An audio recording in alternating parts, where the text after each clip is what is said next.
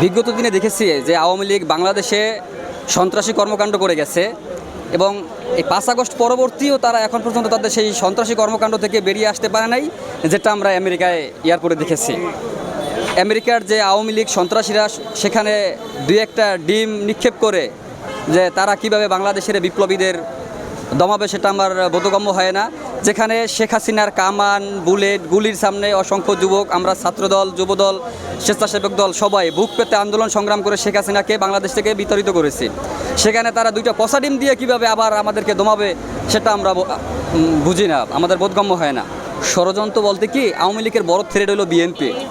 আওয়ামী লীগ বিশ্বাস করে যে বিএনপি বৃহৎ একটা শক্তি, যদি বিএনপি আবার ক্ষমতায় আসে বা বিএনপি একটা শক্তিশালী অবস্থানে যেহেতু আছে, বিএনপি আপনি দেখবেন যে রাস্তায় কয়দিন আগে আপনি দেখছেন বাংলা মোটরে আওয়ামী লীগ একটা ঝটিকা মিছিল করছে, ওইখানে প্রতিহত করছে কে? ছাত্রদলের, আমাদের ছাত্রদলের একটা ভাই।